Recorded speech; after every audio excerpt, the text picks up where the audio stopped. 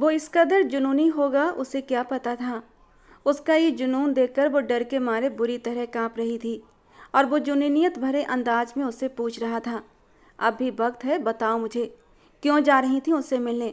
खुद को बहुत पवित्र और चरित्रवान कहती हो ना, फिर शाम के फैलते साय में किसी गैर मर्द से मिलने कैसे जा सकती हो तुम? बेड किरौन पर जोर से मुक्का मारते हुए जय खुराना दहाड़ा तो अंकिता बुरी तरह झटपटाई।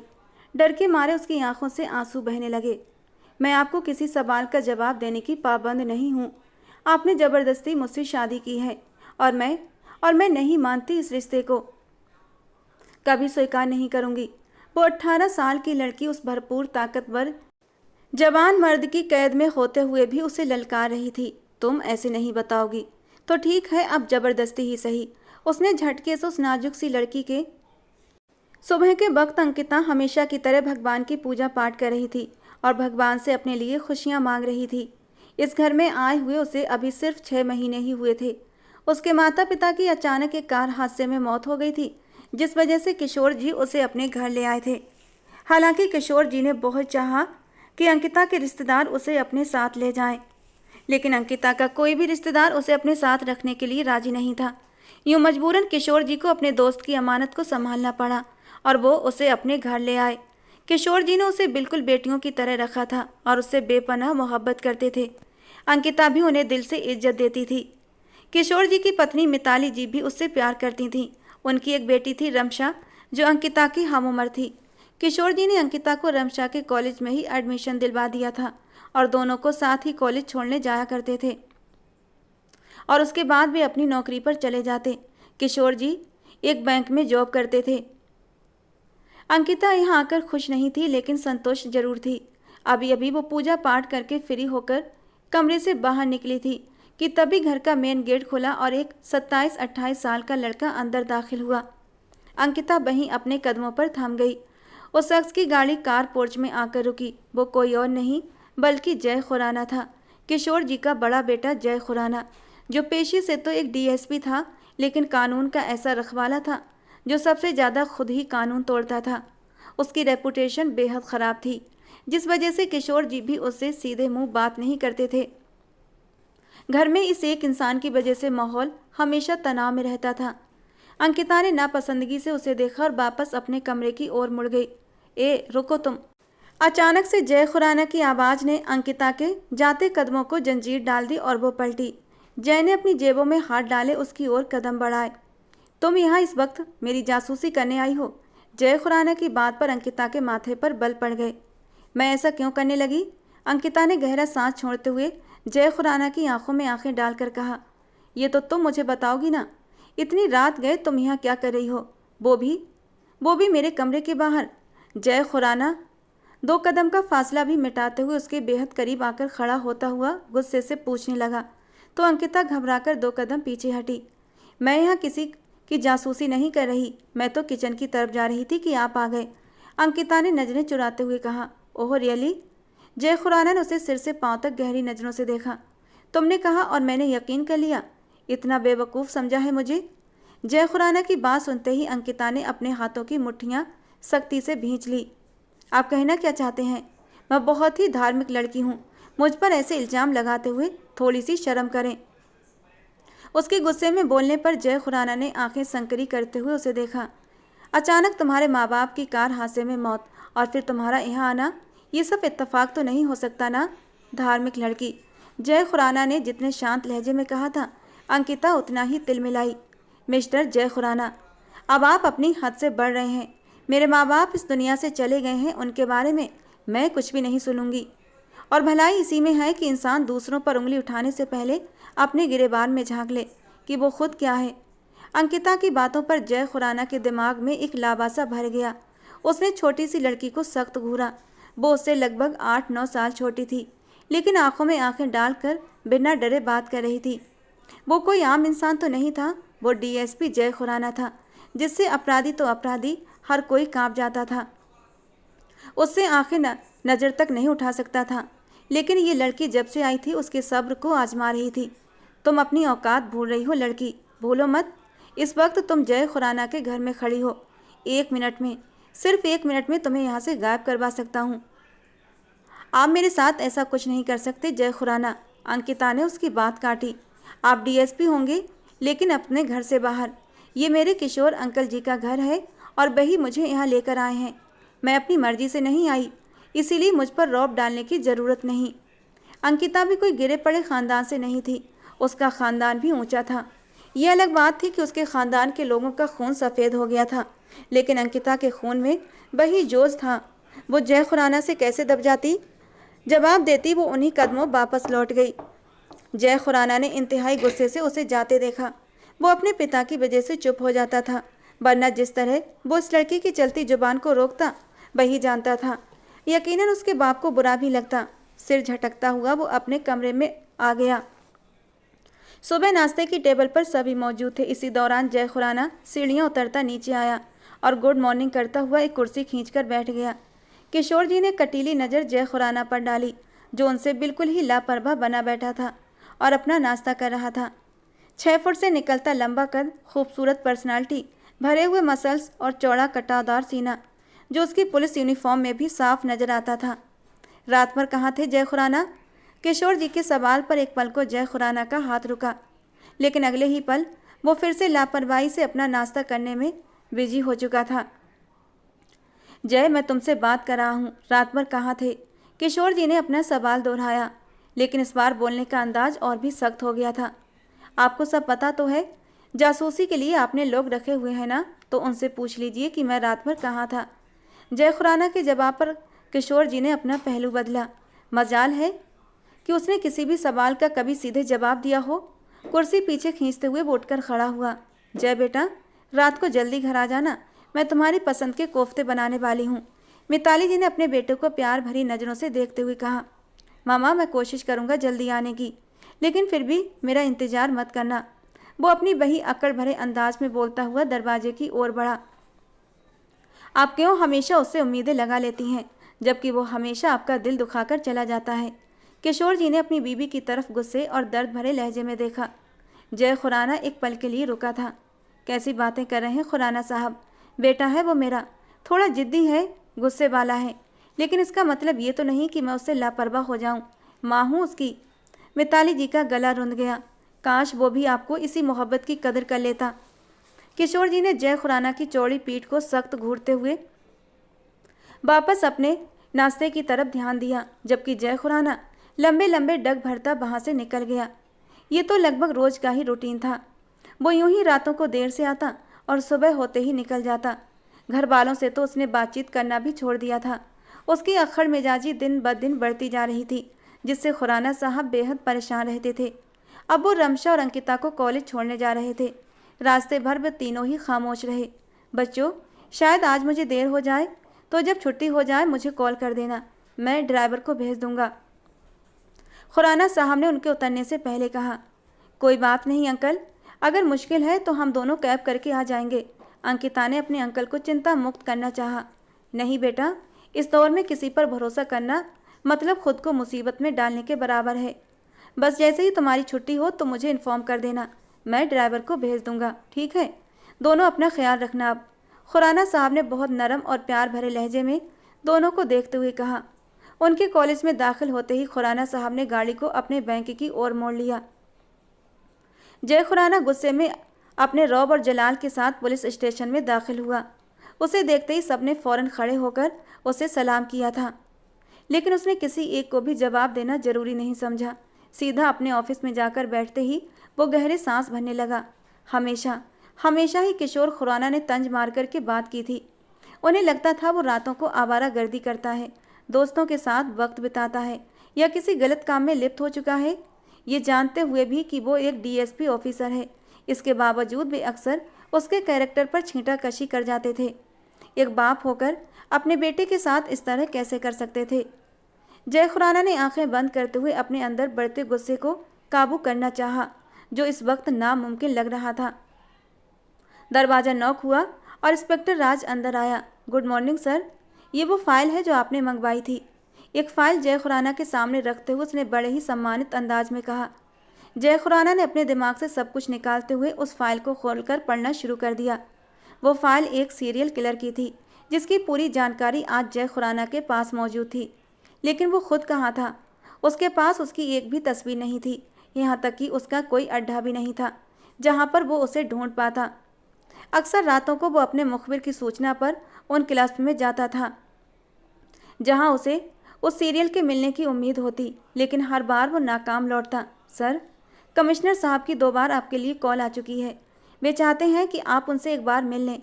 इंस्पेक्टर राज ने उसे और जानकारी देते हुए कहा। जय खुराना ने वापस सीट के साथ टेक लगाई और गहरी सोच में डूबे हुए सिर हिलाया। जानता हूँ वो मुझसे क्यों मिलना चाहते हैं। कल हुए हादसे के सिलसिले में वे फिर मुझे बातें सुनाना चाहते हैं। खैर, मैं उनसे भी मिल लूँगा। मुझे उस इंसान के बारे में बताओ, वो कहाँ है जिसे कल तुमने मौका वारदात से पकड़ा था?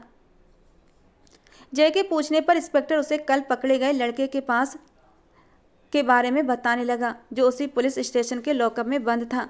जय खुराना अपनी जगह से उठता हुआ सीधा उस तरफ गया। जय खुराना को देखते ही वो इंसान सलाखों के उस पार अपनी जगह से उठकर खड़ा हुआ। उसका रोम रोम कांपने लगा। कौन नहीं जानता था जय खुराना को? वो डीएसपी जय खुराना था, गुस्से में तेज और पागल दिमाग वाला। एक बार अगर उसका दिमाग घूम जाए तो फिर अपनी जगह पर नहीं आता था। एनकाउंटर स्पेशलिस्ट के नाम से जाना जाने वाला ये शख्स जितना ज़बरदस्त हैंडसम था, उतना ही जिद्दी और सनकी पुलिस अफसर भी था, जो कब क्या कर जाए कोई नहीं जानता था। बोल, किसके कहने पर तूने ये सब किया? कौन है तेरे पीछे? मैं बेगुनाह हूँ, मुझे छोड़ दो। वो इंसान हाथ जोड़कर गिड़गिड़ाया। एक जिंदा आदमी को और कह रहा है जाने दूँ? तेरे साथ एक आदमी और था वहाँ, बता कहाँ है वो अब? जय ने उसके मुंह पर जोर से थप्पड़ मारा कि वो दूर जाकर गिरा। डीएसपी जय खुराना, तुम मुझ पर इस तरह जुल्म नहीं कर सकते। अभी तक मुझ पर कोई जुर्म साबित नहीं हुआ है। तुम जानते हो ये सब करके तुम्हारे साथ क्या हो सकता है? उस इंसान ने जय खुराना को इस बार धमकी दी थी। तू मुझे धमकी देगा? मुझे जानते हुए भी धमकी दे रहा है कि मैं कौन हूँ? लगता है तुझे अपनी जान प्यारी नहीं है। जय खुराना ने उसके बालों को पकड़कर दीवार पर जोर से उसका सिर बुरी तरह चकराया और उसके माथे पर गहरी चोट आ गई। इंस्पेक्टर राज, मुझे कल इस इंसान की पूरी रिपोर्ट चाहिए। मेरे आने से पहले इसकी फाइल मेरे टेबल पर हो, उसके पूरे बायोडाटा के साथ। जय खुराना ने अपनी पॉकेट से सिगरेट निकालते हुए सुलगाया और गुस्से भरे शब्दों में कहते हुए बाहर निकल गया। इंस्पेक्टर राज ने हवलदार कपिल को लॉकअप बंद करने का इशारा किया। अंकिता, आ जाओ, खाना तैयार है, मम्मा बुला रही हैं। रमशा ने उसे रात के खाने के लिए बुलाया। वो जो आज के दिन के बारे में सोच रही थी, सिर झटकते हुए उठ बैठी। कुछ दिनों से उसे लगातार यही महसूस हो रहा था कि कोई है जो उसका पीछा कर रहा है, लेकिन कोई भी सामने नहीं आ रहा था। अपना बहम समझकर वो सिर झटकते हुए बाहर निकल आई, जहाँ सब रात के खाने के लिए बैठे थे, सिवाय उस शख्स के जिसे वहाँ होना चाहिए था, अपनी माँ की खातिर। रात देर गए लौटने वाला जय खुराना सुबह नाश्ते की टेबल पर जरूर मौजूद होता था। किशोर जी ने बेटे को घूरा। कल तुमने एक आदमी को पकड़ा है। नाश्ते की टेबल पर उन्होंने अपनी रौबदार आवाज़ में जैसे पूछा तो वो एकदम से चौंका। एक पल के लिए उसका हाथ रुका, लेकिन अगले ही पल वो वापस अपने पुराने अंदाज में नाश्ता करने लगा। उसे छोड़ दो, अगला हुक्म जारी हुआ। जय ने कड़वे घूंट पीते हुए नाश्ते की प्लेट को परे खिसकाया। मिताली जी ने बेबसी से अपने पति को देखा। अंकिता ने भी एक नज़र कनखियों से जय को देखा और फिर लापरवाही से चाय का कप उठाते हुए अपने मोबाइल में बिजी हो गई। नहीं छोड़ सकता, एफआईआर कट चुकी है, जय ने संजीदगी से कहा। तो फाड़ दो, केस ख़त्म करो। इस बार किशोर जी का लहजा तेज था। जय ने गहरी सांस छोड़ते हुए दोनों बाजू टेबल पर टिकाए और अपने पिता की आंखों में देखने लगा। उस आदमी ने गरीब इंसान को जिंदा, उसके खिलाफ सबूत भी हैं। नामुमकिन है अब उसे मेरी पकड़ से रिहाई मिलना, जय ने ठंडे अंदाज में जवाब दिया। एक पल को किशोर जी अपने बेटे को देखते रहे। जय, तुम उस आदमी को छोड़ रहे हो, ये फाइनल है। मैं नहीं चाहता घर के किसी भी सदस्य को किसी तरह का नुकसान हो। वो एक राजनीतिक का आदमी है, दुश्मनी पाल लेगा। मैं किसी भी तरह का रिस्क नहीं ले सकता और इसीलिए जो कह रहा हूँ वो करो, केस ख़त्म करो। वे कड़े शब्दों में कहते हुए दोबारा प्लेट की ओर झुक चुके थे। जय खुराना का दिमाग बुरी तरह घूम चुका था। कानून को मैं अपनी जेब में लेकर नहीं घूमता कि एक दिन एफआईआर कटवाऊं और अगले दिन उसे फाड़कर फेंक दूं। गुस्से से अपनी जगह से उठते हुए वो वहाँ से वॉकआउट कर गया।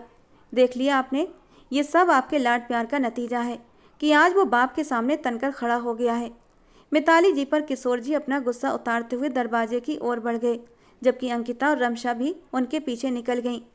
जैसे ही जय खुराना पुलिस स्टेशन में दाखिल हुआ, सभी अलर्ट हो गए। हवलदार कपिल जी, उसकी फाइल लेकर आइए, जय ने सीट पर बैठते हुए सख्त लहजे में कहा और सामने जेल में बंद उस आदमी की तरफ घूरते हुए देखने लगा। जेल में बंद आदमी ने जय खुराना को घूर कर देखा। नाम साहिल दादा, माँ का नाम गंगूबाई, बाप का नाम। कपिल जी, ये क्या, इसकी तो जगह खाली है, जय ने मजाक उड़ाने वाले अंदाज में कहा। साहिल ने दांत कचकचाए। सर जी, बाप का पता नहीं। कपिल के बोलते ही जय अपनी जगह से उठकर साहिल को घूरने लगा। जिसके बाप का पता नहीं होता उसे क्या कहते हैं कपिल? जय के सवाल पर साहिल पागल हो गया। डीएसपी, वो गुस्से से चिल्लाया, एक बार जेल खोल फिर बताता हूँ तुझे मेरा बाप कौन है। वो जेल की सलाखों को जोर जोर से पीटते हुए बोला। कपिल जी, इस पिल्ले को जानते हो? एक गरीब आदमी को इसने जिंदा, लेकिन वो अपने माँ बाप की जायज औलाद था, उसके बाप का कॉलम खाली नहीं था।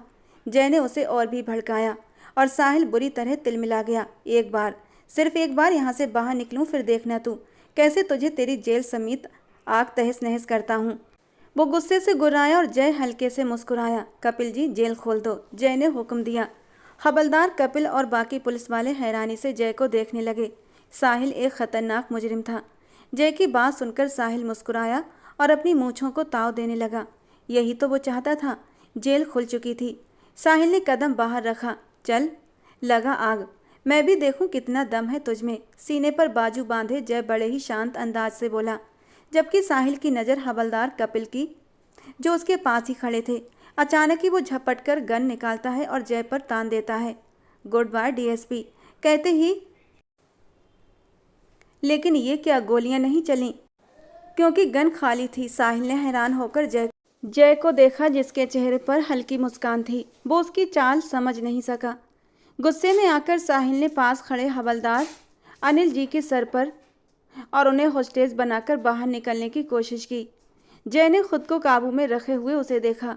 हवलदार कपिल को छोड़ दो, वरना कुत्ते की।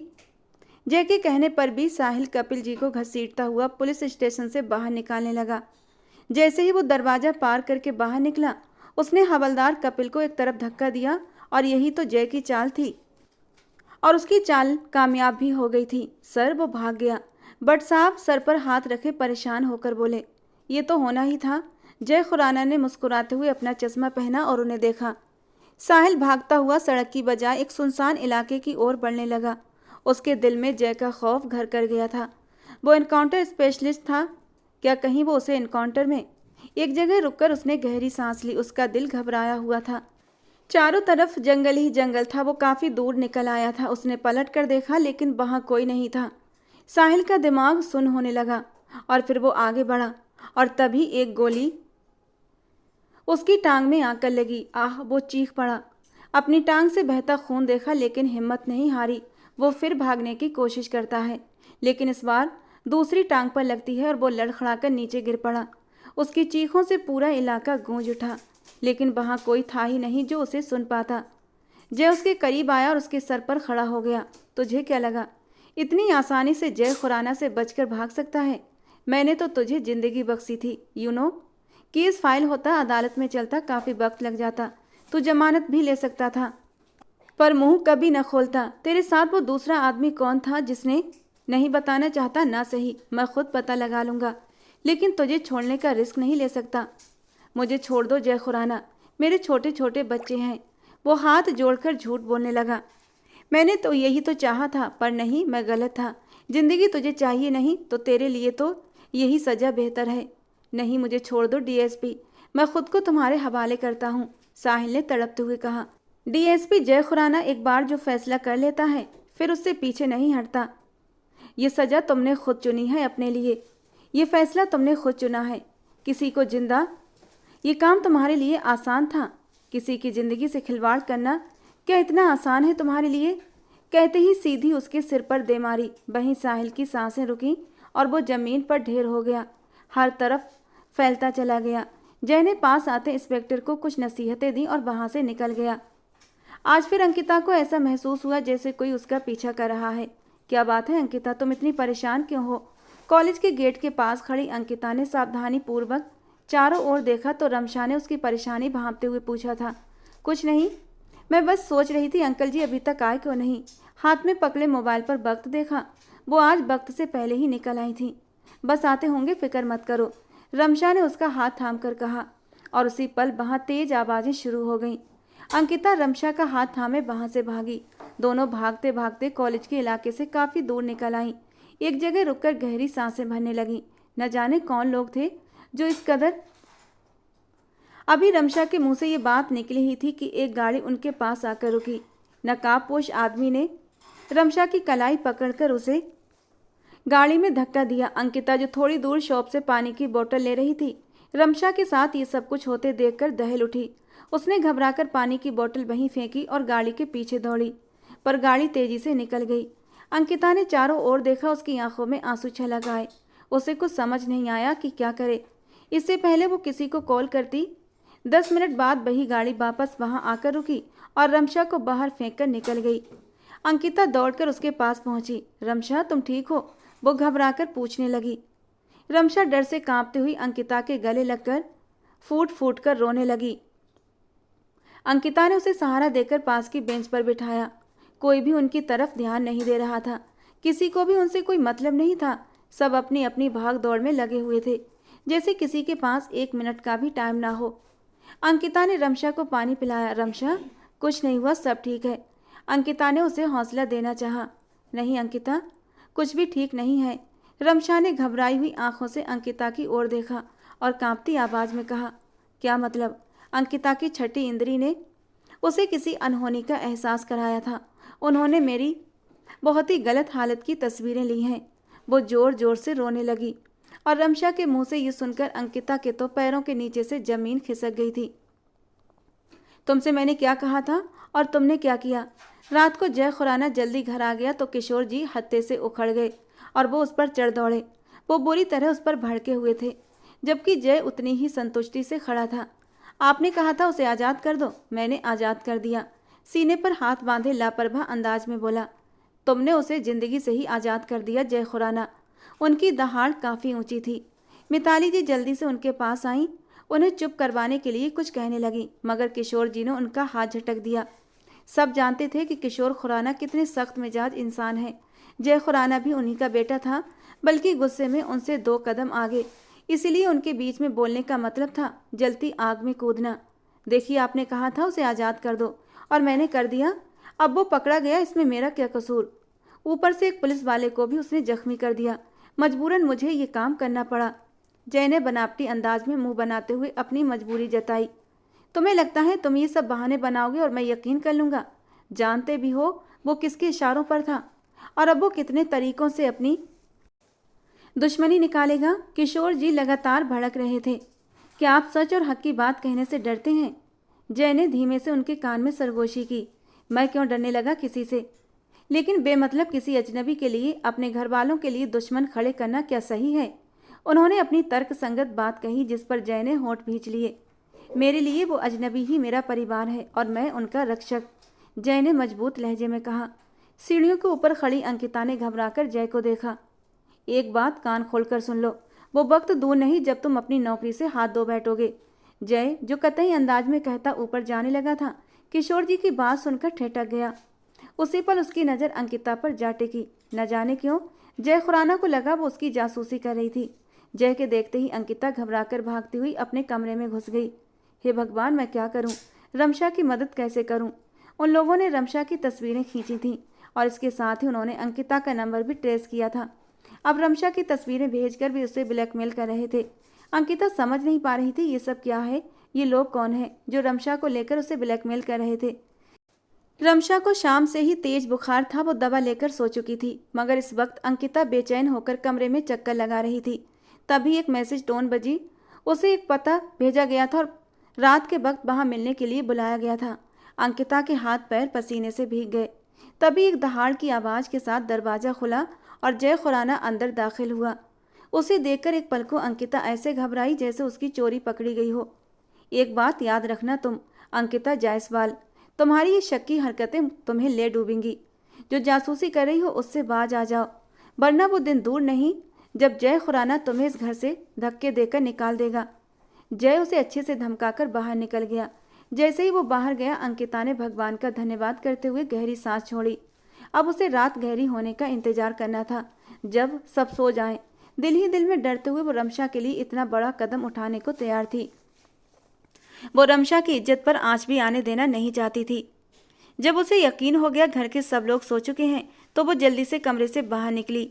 इस वक्त खुराना हाउस में सन्नाटा पसरा हुआ था। हल्की हल्की रोशनियां हर तरफ जल रही थीं। वो इधर उधर ध्यान से देखती हुई लगभग भागने के अंदाज में बाहरी दरवाजे की ओर बढ़ रही थी। एक पल को उसके कदम लड़खड़ाए। मैं नहीं जानती भगवान जी ये सही है या गलत, लेकिन रमशा मुसीबत में है, और अगर उसके साथ कुछ बुरा हो गया तो नहीं नहीं, मैं ऐसा नहीं होने दूंगी। वो अब उस आदमी के बताए हुए एड्रेस की तरफ जाने का इरादा कर चुकी थी। रात के करीब 1 बज रहा था। वो राहदारी पार कर गार्डन वाले एरिया में दाखिल हुई थी कि किसी ने उसकी कलाई पकड़ी और अपनी तरफ खींच लिया। वो लड़खड़ाते हुए घबराकर सीधा किसी के चट्टानी सीने से जा टकराई। धुंधली रोशनी में भी अंकिता को साफ दिखा कि सामने वही अय्याश डीएसपी खड़ा था, जो अंकिता के जानने में अपने थाने से अभी तक आया तो नहीं था, मगर अब अचानक यहाँ कैसे? उसके सधे हुए तीखे नैन नक्श देखकर अंकिता का गला खुश्क हुआ। ये हर जगह कैसे पहुंच जाता है? डरी हुई नजरों से वो जय खुराना को देखते हुए मन ही मन बोली थी, कहाँ जा रही हो रात के इस वक्त? जय की गुस्से से भरी आवाज़ सुनाई दी, तुमसे मतलब? छोड़ो मुझे। अंकिता ने भी उसी की टोन में जवाब दिया, लेकिन जय ने उसकी कलाई पर पकड़ और कस दी। वो बुरी तरह झटपटाई। सच बताओ, किसके साथ भागने का प्लान है? दांत भींचते हुए हर लफ्ज चबाकर बोला, अपनी जबान को लगाम दो। डीएसपी, कहीं भी नहीं भाग रही मैं, अब छोड़ो मेरा हाथ। अंकिता ने जोर लगाकर अपना हाथ छुड़ाया और ऐसे साफ करने लगी जैसे किसी बिच्छू ने डंक मारा हो। तो फिर इतनी रात को छिपकर कहाँ जा रही थी? जय ने दूसरे हाथ में पकड़ी सिगरेट गिराई और शूज के नीचे मसल दी। आज पहली बार वो अपने पिता से इतने सख्त शब्दों में बोला था। दिल ही दिल में अफसोस भी था, लेकिन अपने किए पर बिल्कुल शर्मिंदा नहीं था। पर मन बेचैन था, और इस बेचैनी को मिटाने के लिए वो अक्सर गार्डन में आकर रात के वक्त सिगरेट पीता था। आज भी वो इसी में मगन था कि कोई साया सा दिखाई दिया था उसे। पहले तो वो थोड़ा सा चौंका। इतनी सख्त सिक्योरिटी होने के बावजूद अंदर कौन आ सकता था? लेकिन अगले ही पल वो साया अंदर से बाहर आता दिखाई दिया, और साथ ही अंकिता का चेहरा भी नजर आया। जैसे ही वो उसके पास पहुंची, जय ने झट से उसकी कलाई पकड़कर अपनी ओर खींच लिया, जो अपनी धुन में मगन चलती जा रही थी कि पास खड़े जय को देख भी न सकी थी। तुमसे मतलब? मैं जहां मर्जी जाऊं, तुम होते कौन हो पूछने वाले? अंकिता का दिमाग पहले ही उन तस्वीरों की वजह से उलझा हुआ था। अब ये डीएसपी ने उसका रास्ता रोक लिया। वो आगे बढ़ी तो जय ने फिर से उसकी कलाई पकड़ ली। मुझे हक तो नहीं पूछने का, लेकिन तुम्हारे प्यारे प्यारे अंकल जी को तो है ना? तुम उनकी कितनी इज्जत करती हो, उनका एहसान मानती हो कि उन्होंने तुम्हें सहारा दिया है। चलो उन्हीं के पास। अब वही तुमसे पूछेंगे कि तुम रात के इस वक्त छिपकर कहाँ जा रही हो। जय ने उसे अच्छा खासा डरा दिया, और वो एक पल को डर भी गई। छोड़ो मुझे, क्या बदतमीजी है ये? नहीं जा रही मैं कहीं। अंकिता ने माथे पर बल डालते हुए जय को घूरा। जय ने आईब्रो उचकाते हुए उसे देखा तो वो गुस्से से नाक फुलाती हुई वापस अंदर मुड़ गई। इस गंदे डीएसपी को तो मैं छोड़ूंगी नहीं। कमरे में आते ही जोर से दरवाजा बंद किया, लेकिन अब वो बेचैनी से कमरे में चक्कर काट रही थी। उसे पता था अगर वो उस आदमी के बताए हुए पते पर नहीं पहुंची तो वो कुछ भी कर सकता है। भगवान, रमशा की रक्षा करना, उसकी इज्जत पर आंच मत आने देना। उस शख्स ने जो कहा वैसा वो कुछ न करे। दिल ही दिल में रमशा के लिए दुआएं मांगते हुए वो रो पड़ी थी। अगली शाम को वो तैयार खड़ी थी। आज भी रमशा और वो कॉलेज नहीं गई थी। रमशा बहुत बीमार थी, जिस वजह से अंकिता भी कॉलेज नहीं जा रही थी, पर अब वो बहुत बड़ा कदम उठाने वाली थी। रमशा ने उसका हाथ थाम लिया। उसकी आंखों में ढेरों आंसू आ गए थे। अंकिता, अब भी वक्त है, सोच लो। अगर उस आदमी ने तुम्हें कोई भी नुकसान पहुंचाने की कोशिश की तो क्या करोगी? रमशा, फिक्र मत करो। ये देखो, मेरे पास खुद की हिफाजत के लिए ये है। ये मेरे पापा की थी, उन्होंने इसे हमेशा अपने पास रखा, और उनके जाने के बाद अब ये मेरे पास है। अगर उस आदमी ने कुछ भी गलत करने की कोशिश की तो मुझे अपनी रक्षा करनी आती है। मैं वहाँ सिर्फ और सिर्फ तुम्हारी तस्वीरों के लिए जा रही हूँ, और जैसे ही वो मिलेंगी मैं तुरंत वहाँ से निकल आऊँगी। पर तब तक तुम्हें यह सब संभालना होगा। अंकिता ने उसके गाल पर प्यार से हाथ फेरते हुए कहा। क्या हम भाई को नहीं बता सकते? अचानक से रमशा के दिमाग में ये बात आई। पागल हो गई हो? वो इतना अक्खड़ मिजाज इंसान है, किसी से सीधे मुंह बात नहीं करता, और अगर उसने अंकल जी को बता दिया तो सबको यही लगेगा कि हम ही गलत हैं। सबको यही लगेगा कि हमने ही लड़कों को पीछे लगाया है और वो हमारे कॉलेज तक पहुंच चुके हैं और फिर कॉलेज जाना भी बंद। और मैं फ़िलहाल पढ़ाई बीच में छोड़ना नहीं चाहती। मेरे लिए ये पढ़ाई बहुत इम्पोर्टेंट है। इसके सहारे ही मैं अपनी ज़िंदगी में कुछ कर सकती हूँ। हमें ये सब कुछ खुद ही सॉल्व करना होगा रमशा। बाकी रही इन तस्वीरों की बात, तो वो तो मैं आज लेकर ही आऊँगी, अंकिता ने दृढ़ आवाज़ में कहते हुए घर की दहलीज से बाहर कदम निकाला। रमशा ने दिल से उसकी कामयाबी की दुआ की। जय खुराना को पुलिस स्टेशन आए हुए अभी थोड़ी ही देर हुई थी कि कमिश्नर साहब के साथ मीटिंग करके लौटा था कि तभी उसके मोबाइल पर कॉल आने लगी और जो कुछ उसे सामने से बताया गया था उसके पैरों के नीचे से ज़मीन खिसक गई थी। अब तुम मुझसे बच नहीं सकती Ankita Jaiswal, I will kill you. धार्मिक, पवित्र और चरित्रवान लड़की वो गुस्से में पुलिस स्टेशन से बाहर निकला था। अंकिता कैब में बैठी थी और लगभग अपने तय किए गए पते पर पहुंचने ही वाली थी कि तभी एक गाड़ी ने उसकी कैब को क्रॉस करते हुए उसका रास्ता रोक लिया। पुलिस जीप देखते ही जहां अंकिता के रोंगटे खड़े हुए थे वहीं ड्राइवर भी बुरी तरह घबरा गया। जय खुराना अपनी जीप से उतरा और अंकिता को जबरदस्ती गाड़ी से बाहर निकाला, फिर गाड़ी का दरवाज़ा जोर से बंद कर दिया। छोड़ो मुझे, क्या कर रहे हो? अंकिता चीखी थी। चुप, खबरदार लड़की, तुम्हारी पवित्रता, तुम्हारा चरित्र तो आज मैं सबके सामने उजागर करूंगा। चलो मेरे साथ। जय उसे जबरदस्ती अपनी जीप में बिठाकर घर की ओर निकल पड़ा। जय खुराना, गाड़ी रोको वरना मैं कूद जाऊंगी, अंकिता ने घबराते हुए धमकी दी। लेकिन जय गुस्से में एक हाथ से स्टीयरिंग थामे गाड़ी चला रहा था और दूसरे हाथ से उसने अंकिता की कलाई कसकर पकड़ रखी थी। आज तुम्हारे सारे अरमान जय खुराना पूरे करेगा। Just wait and watch. घर के बाहर गाड़ी रोकते ही जय ने उसे घसीटते हुए अंदर ला पटका। ये क्या बदतमीजी है जय, छोड़ो अंकिता का हाथ। सामने सोफे पर बैठे किशोर जी जय की इस हरकत को घूरते हुए गुस्से में खड़े हो गए थे। ये हाथ अब नहीं छूटेगा। आप सब लोग अभी और इसी वक्त मेरे साथ मंदिर चलें। ये शादी अभी और इसी वक्त होगी। जय की ये सनक भरी बात सुनकर सब लोग सन रह गए। रमशा तो भाई के गुस्से से डरकर माँ के पीछे जा छुपी। तुम पागल हो गए हो? कौन सी शादी, कैसी शादी? कोई शादी नहीं होगी। वो सिर्फ 18 साल की है और तुम बालिग है, अक्लमंद है, समझ रखती है, शादी का मतलब भी अच्छे से जानती है। और जो कुछ नहीं जानती वो मैं समझा दूंगा। आप मेरे साथ मंदिर चलिए या फिर पंडित जी को अभी बुलवाइए। पापा, लेकिन ये शादी तो अभी इसी वक्त होगी। जय ने एक जलती हुई नज़र अंकिता पर डाली थी। वो आज इस लड़की के होश ठिकाने लगाने चाहता था।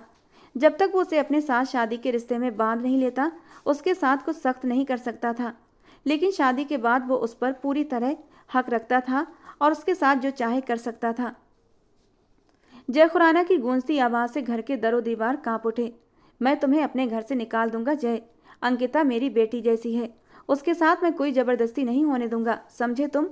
वो मासूम है, तुम जैसे दरिंदे के साथ मैं उसकी ज़िंदगी बर्बाद नहीं होने दूंगा। मासूम? जय खुराना गुस्से से फुफकारा। अंकिता ने सहमकर उस जुनूनी को देखा। ये मासूम इस वक्त इतनी बन ठन के कहाँ जा रही थी अकेली? पूछा आपने इसे? जय की इस बात पर किशोर जी ने रोते हुए अंकिता को देखा। वो गिड़गिड़ाती नज़रों से सिर्फ किशोर जी को ही देख रही थी। वो मुझसे पूछ कर गई थी। उन्होंने अंकिता का बचाव करना चाहा। ओह अच्छा, तो आपने इसे भेजा कि जाओ शाम के वक्त जाकर लड़कों से मुलाकातें करो। जय खुराना, किशोर जी गुस्से से बोले, जबकि जय खुराना ने अपने पिता की बात बीच में काटते हुए गुस्से से कहा, आपके चिल्लाने से इस कैरेक्टर लेस लड़की की असलियत छुप नहीं जाएगी। किशोर जी का पारा चढ़ गया। खबरदार, अगर तुमने इस लड़की पर कोई भी इल्ज़ाम लगाया तो जान से, और मैं भूल जाऊंगा कि तुम मेरे बेटे हो। वो गुस्से में जय खुराना की ओर बढ़े, लेकिन मिताली जी ने उन्हें रोक लिया। अगर ये इल्ज़ाम है तो पूछ लीजिए, आपके सामने ही खड़ी है। कहाँ गई थी ये? कहाँ से ला रहा हूँ मैं इसे? जय खुराना ने अंकिता की कलाई कसकर पकड़ रखी थी और सबके सामने सवाल दाग दिए। अंकिता की पूरी रूह कांप उठी। चारों तरफ से उठती नज़रों का बोझ ऐसा था कि ज़मीन में गड़ जाने को जी चाहा। आज जय खुराना ने उसे उस मोड़ पर लाकर खड़ा किया था जहां उसे अपने कैरेक्टर का सबूत देना था। उसने एक दर्द भरी नज़र जय खुराना की ओर डाली। मुझे आपके साथ ये शादी स्वीकार है। अंकिता के शब्दों ने किशोर जी को सन्न कर दिया। जय खुराना ने उसे शक भरी नज़रों से देखा, लेकिन अब इस इकरार ने दोनों को शादी के बंधन में बांध दिया था। अंकिता की राजी मिलते ही किशोर जी ने बिना किसी और सवाल जवाब के अंकिता और खुराना के साथ मंदिर चले गए, जहां बहुत ही सादगी से उन दोनों की शादी कर दी गई। कहाँ ले जा रहे हो इसे? छोड़ो इसका हाथ। शादी के बाद जय खुराना ने अंकिता की कलाई कसकर पकड़ ली और उसे लेकर सीधा घर आया था। पर जब उसकी कलाई पकड़े हुए अपने कमरे की ओर बढ़ा तो किशोर जी ने उसे टोका। अब ये मेरी पत्नी है और पत्नी हमेशा अपने पति के साथ ही रहती है। शादीशुदा हैं आप तो इतना तो जानते ही होंगे।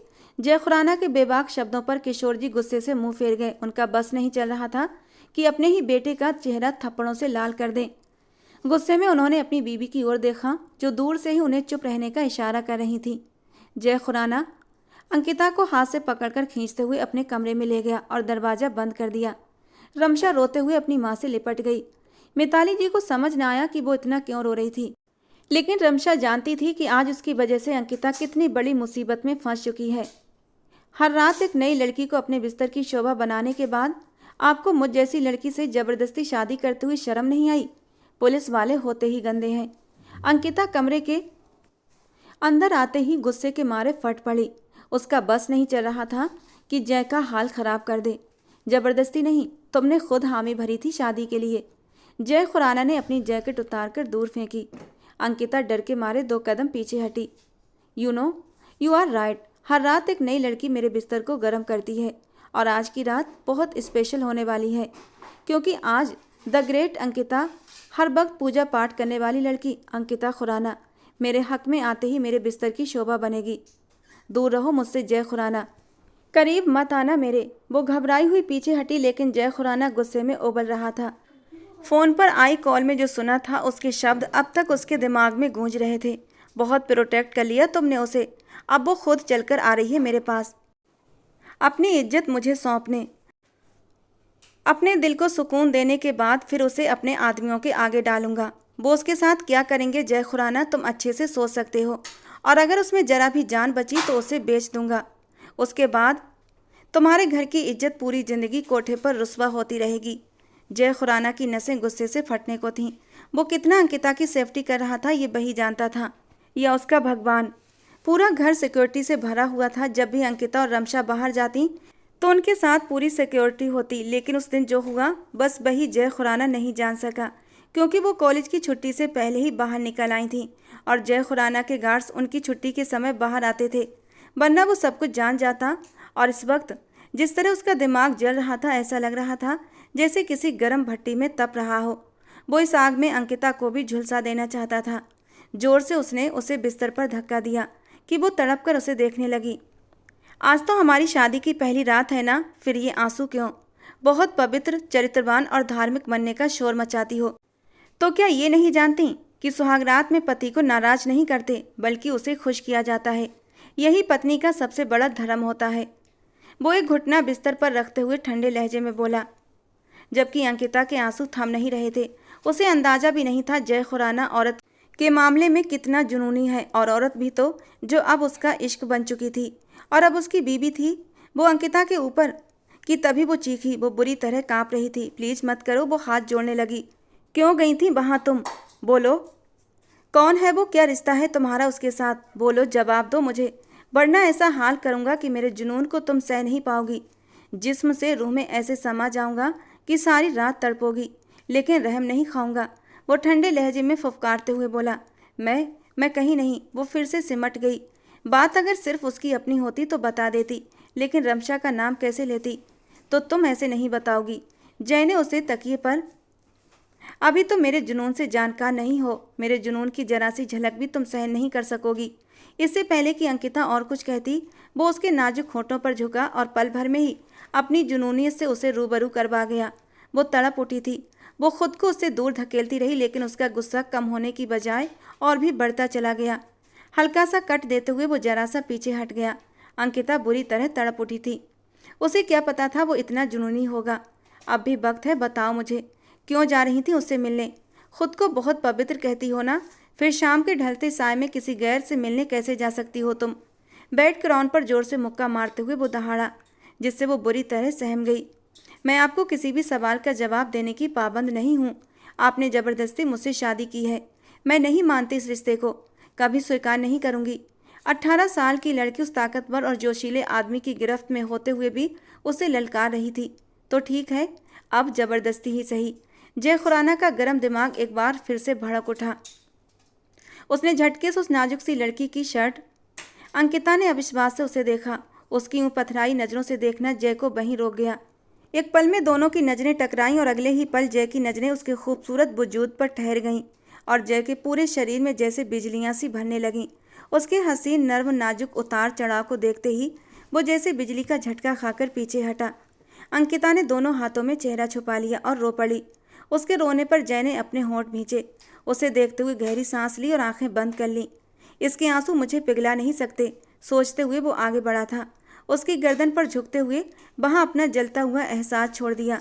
अंकिता तो जैसे मछली की तरह तड़प उठी। वो उस पर हावी होता जा रहा था। उसके हाथों का स्पर्श अंकिता के वजूद पर बढ़ने लगा था और एक पल ऐसा आया जब अंकिता ने अपनी सारी कोशिशें करना छोड़ दी और आंखें बंद करके सब कुछ उस बेदर्द के हवाले कर दिया। और ठीक उसी पल उसके फ़ोन पर कॉल आने लगी। दोनों ही बुरी तरह चौंक गए। जय खुराना ने अपनी लाल गर्म आंखें अंकिता के घबराए चेहरे पर टिका दी और झटके से उठकर उसके फ़ोन तक पहुंच गया। जैसे ही वो उठा, अंकिता ने पास पड़े दुपट्टे को खुद पर डाल लिया और उसके हाथ से अपना फ़ोन छीनने की कोशिश की, लेकिन सामने जय खुराना था, डीएसपी जय खुराना। अननोन नंबर से आती कॉल देखकर जय ने तुरंत यस बटन दबाकर कॉल स्पीकर पर डाल दी। कहाँ है तू?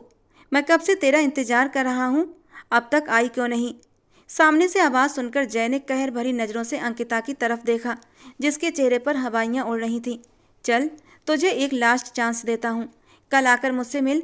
और एक बात याद रखना, अगर तू कल नहीं मिली तो तुझे पता है मैं क्या करूँगा। लगता है तुझे उस लड़की की इज्जत प्यारी नहीं, तभी तो मेरी बात को सीरियस नहीं ले रही। लेकिन तेरे पास सिर्फ कल का दिन है, उसके बाद हर जगह वायरल होंगी वो तस्वीरें, समझी तू? कॉल कर चुकी थी और जय खुराना तो पूरे वजूद से जलजले की जद में था। अपने दुपट्टे को कसकर पकड़े अंकिता डर के मारे 2 कदम पीछे हटी। जय ने दांत भींचते हुए माथे पर बल डालकर उसे घूरा। प्लीज नहीं। उसके कदम बढ़ते ही अंकिता सहम कर सिर नामे हिलाते हुए उसे रोकने लगी। कौन सी तस्वीरों की बात कर रहा था वो? उसका लहजा बेहद ठंडा और गुस्से से भरा हुआ था। अंकिता ने बेबस होकर आंसू बहाए। कुछ पूछ रहा हूँ मैं, कौन सी तस्वीरें हैं उसके पास? उसकी खामोशी पर जय गुस्से से बौखलाते हुए उसकी ओर बढ़ा। रमशा की। अंकिता ने दोनों हाथों में चेहरा छुपा लिया और सिसक उठी और रोते हुए उसे आखिरकार सच बता ही दिया। रमशा मेरी बच्ची, तुम क्यों रो रही हो? जिसके चेहरे पर इस वक्त हवाइयाँ उड़ी हुई थीं। इतना कुछ नहीं हुआ, सब ठीक है। मिताली जी उसे लगातार रोते देखकर परेशानी से बोली। भाई, अंकिता को मारेंगे। रमशा की रोती आवाज़ पर मिताली जी ने उसे गले से लगा लिया। नहीं बेटा, जय खुराना इतना जालिम नहीं कि किसी औरत पर हाथ उठाए। मैंने उसकी ऐसी परवरिश नहीं की है। हाँ, सही कह रही हैं, लेकिन क्या ऐसी परवरिश की है कि एक मजबूर लड़की को ज़बरदस्ती शादी करके कमरे में ले गया? किशोर जी भड़क उठे। प्लीज़ आप इतना हाइपर ना हो। जय जो कुछ भी करता है तो उसके पीछे कोई ना कोई वजह होती है। मुझे पूरा भरोसा है वो अंकिता को नुकसान नहीं पहुंचाएगा। मिताली जी भी परेशान थी, लेकिन फिर भी उन्हें अपने बेटे पर यकीन था। भगवान करे ऐसा ही हो, वरना मुझे नहीं लगता। किशोर जी ने अपना चश्मा उतारा और एक सोफे पर ढह गए। रमशा रोते हुए फिर से माँ से लिपट गई। तुम इतनी बड़ी हो गई कि ये फैसला खुद कर लिया तुमने? अंकिता की सारी बातें सुनकर अपनी मुट्ठियां कसकर भींच लीं। सुबह का सूरज निकल चुका था। वो रोते हुए सर झुकाए एक मुजरिम की तरह बैठी हुई थी। अफसोस होता है मुझे खुद पर कि मैं एक डीएसपी हूँ। मेरे अपने ही घर वाले सेफ नहीं तो मैं बाहर किसी को क्या प्रोटेक्ट करूँगा? वो गुस्से से एकदम खड़ा हो गया। इसमें हमारी कोई गलती नहीं। उन्होंने अचानक से रमशा को, और फिर इतनी बड़ी गलती? जय ने गुस्से से टोका। तुम जो कल अकेले जा रही थी वो क्या, उस इंसान से मिलने? क्या उस गलती को नहीं मानोगी तुम? बल्कि गलती नहीं, पाप है ये। घर वालों से छुपकर एक अनजान आदमी से अकेले मिलने जा रही थी तुम, ये जानते हुए कि वो कुछ भी कर सकता है। जय की बातों पर अंकिता फिर से सिर झुका गई। रमशा की खातिर मैं क्या? रमशा रमशा रमशा एक लड़की है, उसकी खातिर तुम अपनी इज्जत नीलाम करने जा रही थी? अंकिता डैमिट, वो उसे अब भी अपने हक में सफाइयाँ देता देखकर बुरी तरह भड़क उठा था। तभी अंकिता के नंबर पर मैसेज टोन बजी। शाम को फिर से मिलने के लिए बुलाया गया था, साथ में एड्रेस भी था। अंकिता ने सहम कर जय को देखा। चलो आज शाम की मुलाकात फिक्स करवाता हूँ तुम्हारी। मैं खुद तुम्हें छोड़ने जाऊँगा और देखूँगा कैसे उससे। अंकिता ने आगे बढ़कर उसके होंठों पर हाथ रखा। आप मुझसे नफरत करते हैं, जानती हूँ मैं। मेरी तकलीफ पर आप खुश होंगे ये भी जानती हूँ, लेकिन रमशा तो आपकी बहन है ना, उसकी खातिर आप कुछ नहीं करेंगे? उसके बिनती भरे अंदाज पर जय उसे देखता रह गया। वो हिरनी जैसी आंखें उस पर टिकाकर खड़ी थी और उम्मीद लगाए बैठी थी वो शेर की खांचर से घुसकर जिंदा सही सलामत बचकर निकल आएगी। अपनी बहन के लिए तो मैं कुछ भी कर सकता हूँ, सुना तुमने? वो उसे दोनों बाजुओं से पकड़कर झंझोड़ते हुए बोला। अंकिता की सिसकी निकली। काश मेरा भी कोई भाई होता तो वो भी मेरी खातिर। अंकिता दिल ही दिल में सोचते हुए सिर झुका गई। और तुम बीबी हो मेरी, किसी भूल में मत रहना कि तुम्हें कुछ भी गलत करने पर छोड़ दूंगा। गला दबाते सीधा ऊपर पहुंचा दूंगा। वो गुस्से से कहता बाथरूम में घुस गया और वो आंसू भरी निगाहों से उसकी पीठ को देखती रही। काश काश कि वो एक बार कह देता, तुम्हारी सेफ्टी भी अपनी जान से बढ़कर करूंगा। अंकिता ने दर्द से सोचा। वो सुबह सुबह ही घर से निकल गया और सीधा पुलिस स्टेशन पहुंचा। उस सीरियल मुजरिम के बारे में और जानकारी लेते हुए एक बात पर जय बुरी तरह चौंका। क्या कहा तुमने? फिर से बोलो। सर, लड़कियों को ले जाकर उनकी गलत तस्वीरें लेता है, फिर उन्हें ब्लैकमेल करता है, उन्हें मिलने के लिए बुलाता है, उनके साथ गलत काम, और फिर उनकी वीडियो बनाकर नेट पर डाल देता है, जिसमें लड़की का चेहरा तो साफ होता है पर वो खुद दिखाई नहीं देता। इंस्पेक्टर राज की बातें सुनकर जय के दिमाग पर हथौड़े बरस रहे थे। अपने सिर को दोनों हाथों पर झुकाए वो अंकिता के बारे में सोचने लगा। अगर कल वो वक्त पर उसे न रोकता। आगे का सोचकर जय खुराना को अपना आप आग में झुलसता महसूस हुआ। ठीक है, तुम जाओ। राज के कहने के बाद उसने पास पड़ा अंकिता का मोबाइल चेक किया। वो आते हुए उसका मोबाइल ले आया था और अब उसे चेक कर रहा था, पर वो पहले ही सारी पुरानी बातचीत डिलीट कर चुकी थी। अचानक जय ने उसकी मोबाइल गैलरी खोली तो बुरी तरह चौंका। वो जल्दी जल्दी मोबाइल स्क्रीन को स्क्रॉल करने लगा। उसमें उसकी ढेर सारी तस्वीरें थीं, हर स्टाइल की। वो खुशगवार हैरानी से सीट से टिककर स्क्रॉल करता चला गया, सारी तस्वीरें देखता गया। तभी एक तस्वीर में कुछ एडिटिंग देखकर उसके हाथ रुक गए। रूड है, गुस्से वाला है, लेकिन मेरा है। जय ने होंठ भींचकर मोबाइल एक तरफ रखा। रात को ऐसे बिहेव कर रही थी जैसे मैं उसकी इज्जत का। जय ने दांत पीसते हुए सोचा, अब वक्त आ गया है कि आखिरी दांव भी खेला जाए। कुछ सोचते हुए उसने कॉल मिलाई और अपनी काबिले भरोसा टीम के साथ प्लानिंग करने लगा। अंकिता का दिल बुरी तरह कांप रहा था। जय उसे उसी पते पर लेकर आया था जहां उस आदमी ने उसे बुलाया था। जय ने गाड़ी रोकी और उसे देखा। जाओ और जैसा कहा है वैसा ही करना। उसका लहजा ठंडा और सपाट था। अंकिता को सच में उसके इस रवैये से तकलीफ हुई थी। सारी सच्चाई जानने के बाद भी वो उसे यहाँ लेकर आया था और अब उसी के जरिए उस आदमी को पकड़ना चाहता था। मतलब अंकिता उसके लिए सिर्फ एक चारा थी। अंकिता ने गुस्से से अपनी आंखों के आंसू रगड़कर साफ किए और खामोशी से गाड़ी से नीचे उतर आई।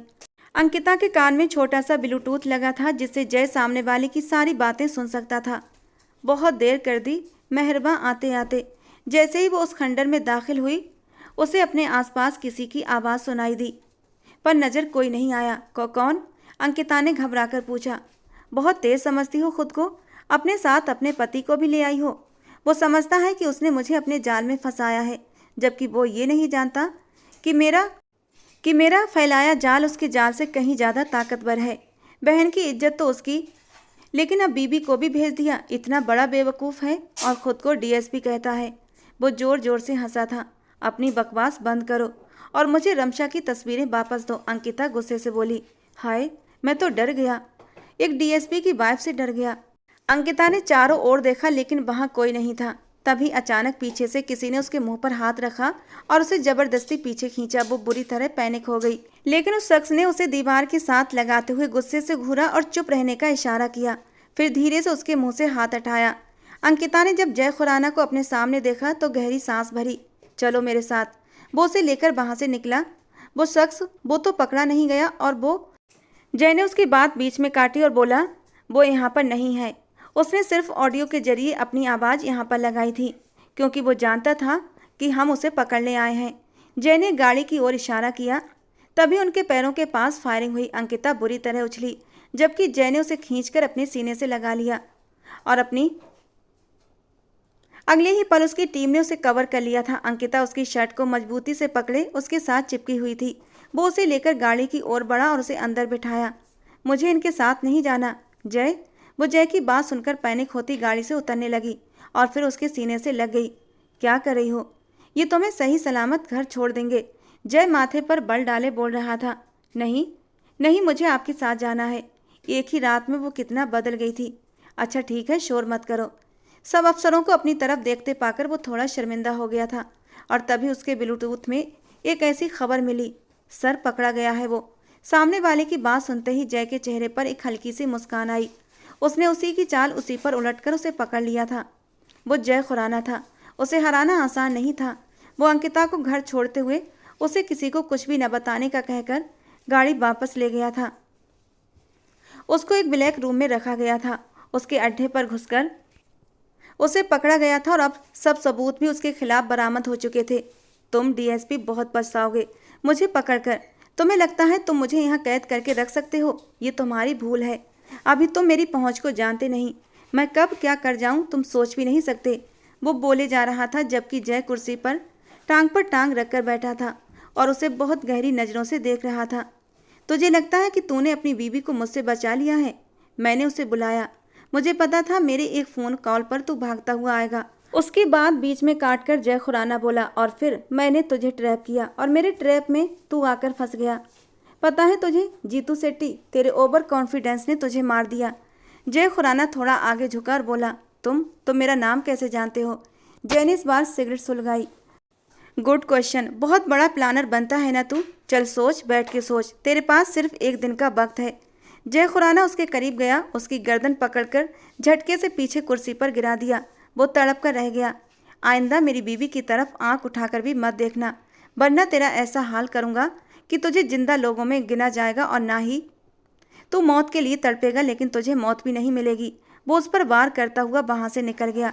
अब शायद वो कभी बोल नहीं सकता था क्योंकि वार ही ऐसा किया गया था। जय खुराना जैसे ही वो घर में दाखिल हुआ, उसकी माँ ने उसे पुकारा तो उसके कदम रुक गए। बेटा, अंकिता के साथ शादी कर ली, अब आगे क्या? माँ, अंकिता मेरी बीवी है, आप फिक्र मत करें, मुझे सब संभालना आता है। जय ने उन्हें तसल्ली दी, लेकिन वो नहीं बता सका कि उसके अंदर इतना गुस्सा क्यों था।